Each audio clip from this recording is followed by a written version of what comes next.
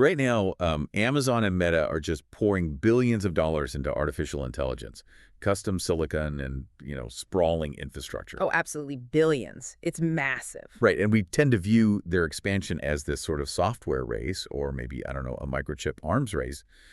But today, for you, our listener, we are going to look at the really unglamorous, highly constrained physical reality that's basically keeping those empires alive. It's the physical stuff that always gets you. Exactly. We're diving into a recent supply chain analyst note, literally titled Eingefügter Text, and it exposes this hidden bottleneck that's just choking global tech infrastructure. Yeah, it's a phenomenal reality check, really. Because it turns out the limitless potential of the cloud is currently gated by, of all things, a severe shortage of high-power cylindrical battery cells. Right, and when a massive hyperscaler builds a data center, they are essentially building a fortress of continuous power. A fortress, yeah.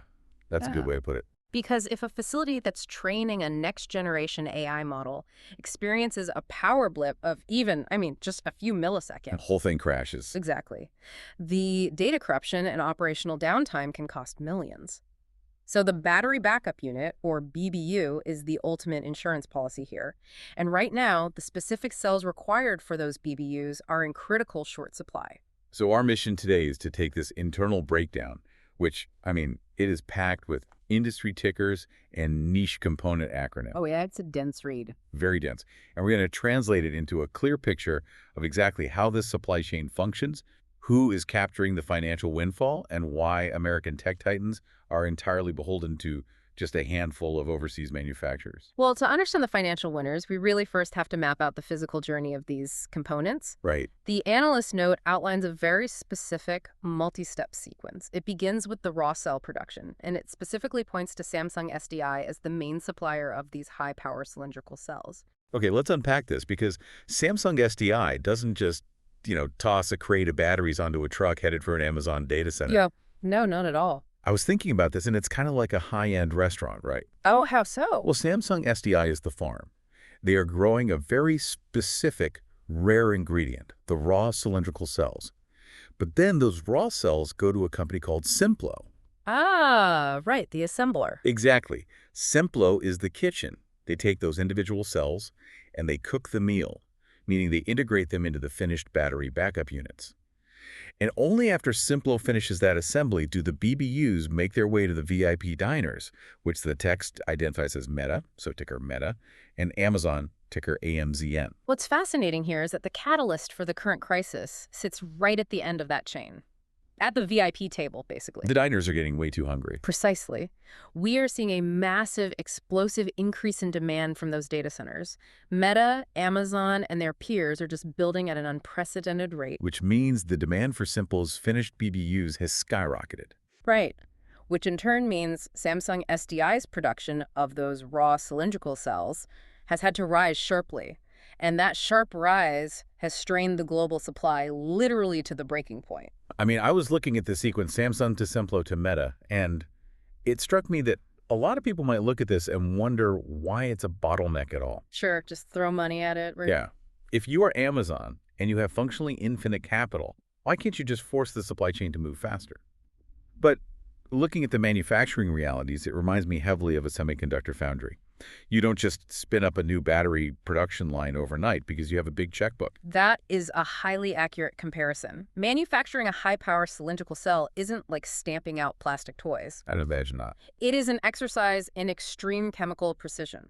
Standard batteries, like, the ones in a consumer EV, they are optimized for energy density, going long distances at a moderate discharge rate. Right. Slow and steady. But a BBU in a data center is entirely different. It needs to dump massive amounts of power instantaneously to bridge that gap between a grid failure and the backup generators kicking in. So the electrochemistry inside the cell has to be calibrated specifically for that violent discharge of energy. Exactly. Because if it's not, you're looking at thermal runaway or just immediately degrading the battery life. Precisely. And achieving that at scale involves dialing in the manufacturing machinery to maintain incredibly high yield rates. And if you miss those rates... If your defect rate is even a fraction of a percent too high, the entire production line becomes wildly unprofitable. Or worse, a severe fire hazard. Wow. Yeah. Samsung SDI has spent years optimizing their chemical mixing, their electrode coating, and all their assembly tolerances. And then Simplo has spent years perfecting the battery management systems that monitor the temperature and voltage of every single cell in that BBU array. Right. So when Meta suddenly demands triple the volume, Samsung and Simplo cannot just flip a switch. The physical calibration takes time, regardless of the capital thrown at it. Which exposes a staggering vulnerability, honestly. Hmm. You have these trillion-dollar entities dominating the stock market, armed with the best engineering talent on Earth, and they are completely beholden to the chemical yield rates of a specific cylindrical cell. It's a sobering thought. You're only as fast as your slowest physical component. And when a component becomes the gating factor for the biggest companies on Earth, the manufacturers holding that bottleneck possess immense leverage. Oh, absolute leverage. Because the hyperscalers are so desperate for these finished BBUs, the supply squeeze is generating massive financial windfalls for a very select group of companies. Here's where it gets really interesting. The source note is highly specific about who is cashing in here. Yes, it names. Industry sources confirm both Panasonic and Samsung are currently experiencing these supply shortages for BBU cells. They literally cannot manufacture them fast enough to meet the purchase orders. They are completely tapped out. Yet the author refers to them as the cleanest winners in this space. So we are talking about Samsung SDI, trading on the Korean exchange under 006400, and Panasonic Energy. Well, those are the established direct beneficiaries sitting at the very top of the funnel. But the text also points to the next wave of capacity trying to capture this demand. Right, for the newcomers. Exactly. LG Energy, trading under KRX 373220, is noted as incoming to this space, meaning they are aggressively tooling up their own lines to grab market share, while Samsung and Panasonic are supply constrained. There's also this fascinating outlier mentioned in the text alongside these battery giants. The author brings up Murata, trading under ticker 6981. Ah, yes, Murata. And they note it with almost a sense of amusement that Murata keeps showing up everywhere in the supply chain, specifically supplying MLCCs. Yes. MLCC stands for multi-layer ceramic capacitor. It is a brilliant granular detail for the analyst to include because it really highlights how deep this component squeeze goes. I want to dig into that because obviously a capacitor is not a battery cell. No, completely different function. If Samsung SDI is supplying the main power storage, what is the mechanical role of an MLCC that makes Murata such a pervasive winner in this specific data center build-out? Well, an MLCC essentially acts as a localized microscopic energy reservoir that smooths out voltage fluctuations. Okay. When you have a massive AI server rack pulling intense amounts of power, the electrical load is never perfectly constant. The processors are switching billions of times a second, Creating micro spikes and drops in the voltage. Exactly. And if that power isn't delivered with absolute glassy smoothness, the system crashes. So they act like tiny shock absorbers for the electricity. That's a great way to put it. MLCCs sit right next to the critical components, storing tiny amounts of energy and releasing it instantaneously to fill in those voltage drops. So as the power requirements of these server racks escalate and the BBUs themselves get more complex, the sheer volume of decoupling capacitors required to keep the electrical flow stable just explodes. Yes. A single high-end server board might require thousands of MLCCs. Thousands. Wow. Yeah. So while Samsung SDI is bottlenecked on the macro level of the cylindrical cell, Murata is riding the exact same demand wave on the micro level of the capacitor. I am looking at this list of the absolute cleanest winners. Samsung SDI, Panasonic, LG Energy, Murata. And there is a glaring absence here, which our source also highlights. The lack of domestic options. Exactly. The author writes, there's not really much direct U.S. players. It is framed almost as a rhetorical question to underscore the void. Right.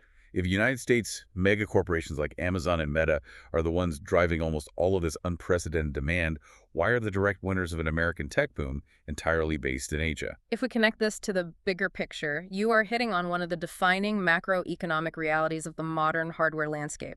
Which is? What that specific list of winners demonstrates is the heavy, deeply entrenched concentration of battery and component manufacturing dominance in East Asia. It's all concentrated there. Decades of it, yeah. For decades, the ecosystems required to refine the precursor materials, manufacture the cells at scale, and maintain those critical yield rates we discussed earlier, they have been aggressively cultivated in South Korea, Japan, and parts of China. It sounds like it goes back to the foundry analogy. The U.S. just didn't build the surrounding ecosystem for this specific flavor of high-power electrochemical manufacturing. That's exactly it. You can't just plop a battery factory in Ohio and expect it to run if the supplier for the specialized electrode coating machinery is across the world. Or the supplier for the refined lithium, or the engineers who actually know how to troubleshoot the production line. If they're all located 6,000 miles away, you're stuck. The expertise is hyper-localized. So when an American software or cloud giant suddenly realizes their entire AI roadmap requires millions of physical high-power cylindrical batteries, they have no alternative but to look across the Pacific. The Asian component manufacturers are functionally supplying the picks and shovels for the American data center gold rush. Right. So, what does this all mean? If the direct manufacturers holding the bottleneck are all based overseas, the analyst note then pivots to ask what the opportunities are within the U.S. market. Right, they have to look at alternatives. Since direct domestic manufacturers are missing from the primary action, the text points to what it calls adjacent read-throughs. And adjacent read-throughs in this context refers to companies that do not manufacture the bottlenecked component itself, but provide the surrounding infrastructure required to deploy that component. Okay. If massive capital is flowing into data center power and battery backup, these adjacent companies capture a portion of that spending. The text lists 4 specific U.S. tickers here: VRT, ETN, EDAWay, and ENS. But the analyst is noticeably lukewarm on them, mentioning that this space isn't exactly their cup of tea. Yeah, they sort of brush past them. I want to break down what these companies actually do to understand why they are the read-throughs. Let's look at VRT, Vertiv, and ETN, Eaton. These aren't battery cell makers. No, they are critical infrastructure players. Eaton focuses heavily on power management and distribution. So routing the power. Right. If you are integrating thousands of new BBUs into a facility, you need the heavy electrical switchgear, the transformers, and the power routing systems to connect those batteries to the grid and the servers. Eaton builds that connective tissue. And Vertiv is massive in thermal management. If you pack a server rack dense enough with high-power AI chips and localized battery backup units, the heat generation is just astronomical. Oh, it's immense. Vertiv designs the precision cooling systems, the liquid cooling, the advanced HVAC required to prevent that rack from basically melting itself into slag. Exactly. The read-through logic is that you cannot deploy Simplo's finished BBUs without simultaneously upgrading your cooling and your power routing. So why aren't they the author's cup of tea? The analyst likely considers them not their cup of tea because they are derived plays rather than pure plays. Yes. Vertiv and Eaton will benefit from data center expansion, certainly, but they do not possess the same concentrated choke point leverage as a Samsung SDI holding the sole supply of the vital cylindrical cell. Which brings us to the author's final warning in the text, and it is the point I want to challenge aggressively. Oh, let's hear it. The analyst writes, I wouldn't conflate this as all shortages having a massive TAM, but there could be opportunities. Now, for you listening, TAM is total addressable market, the total revenue opportunity available for a specific product. Right, the total potential market size. I have a real problem with the author's conclusion here. This raises an important question then. How so? Well, we just spent this entire deep dive establishing the absolute criticality of these cells. If Amazon Web Services experiences a localized power failure, they lose millions of dollars a minute in revenue and SLA penalties. Absolutely true. The BBU is the only thing preventing that. So if you hold the keys to this single component they desperately need to survive, why wouldn't the total addressable market expand to meet that leverage? I see where you're going. It feels like building a $10 million Formula One car, right? The lug nuts holding the tires on are absolutely critical. Without them, you crash and the car is destroyed. Right. If there is a lug nut shortage, the team will pay whatever it takes. Yeah. How can a critical bottleneck for a trillion-dollar company not equate to a massive TAM? Well, the Formula One analogy actually perfectly illustrates the author's warning, provided we follow the math to its logical conclusion. Okay, walk me through it. You are entirely correct about the leverage. The racing team will absolutely pay a premium for those lug nuts during a shortage, but you have to isolate the criticality of the component from its capital footprint. Meaning the proportion of the total cost. Exactly that. Get it. Even if the lug nut manufacturer triples their price, they're still charging perhaps, I don't know, a few $100s to secure a $10 million vehicle. Ah, I see. The total addressable market for lug nuts, will never approach the total addressable market for the V8 hybrid engines or the carbon fiber chassis, regardless of how desperate the buyer is. The revenue pool is fundamentally capped by the physical nature and baseline cost of the component itself. I see the distinction now. Hmm. When we apply that back to the data center, the servers, the NVIDIA GPUs, the real estate, Vertiv's liquid cooling systems, those represent tens of billions of dollars for the facility's capital expenditure. Massive capital footprint. The total addressable market for the data center build-out is huge. But the battery backup unit, despite being the critical safety net keeping those billions of dollars of hardware operational, only represents a fractional percentage of the overall build cost. Exactly. The author is providing a crucial reality check for anyone navigating supply chain constraints. It makes sense when you frame it like that. It is very easy to read a headline about a severe battery shortage crippling AI expansion and assume the battery manufacturers are suddenly going to absorb the entire economic value of the cloud. The leverage allows Samsung, SDI, and Panasonic to maintain incredibly healthy margins, sure, and secure long-term contracts. But it does not magically transform the financial footprint of a cylindrical cell into the financial footprint of a server farm. You cannot confuse a structural choke point with an infinitely expanding market size. The revenue ceiling is still dictated by the component's share of the total capex. Precisely. That is an essential framework for evaluating any narrative around technology shortages. You have to look past the desperation of the buyer and evaluate the physical and financial reality of the product being sold. Which perfectly encapsulates the value of this specific analyst note. It forces us to strip away the software hype and look at the raw mechanics of the build-out.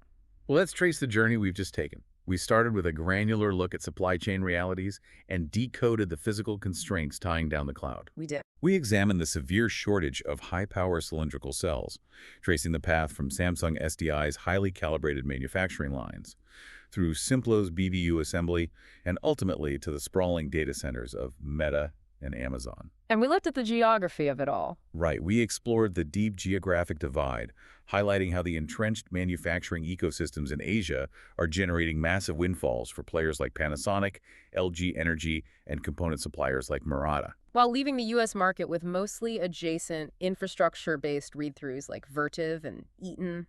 And then we debated the financial mechanics of that shortage, separating the immense leverage of a critical bottleneck from the fundamental limits of its total addressable market. That distinction is key. So for you, our listener, the takeaway today is really a permanent upgrade to your perspective.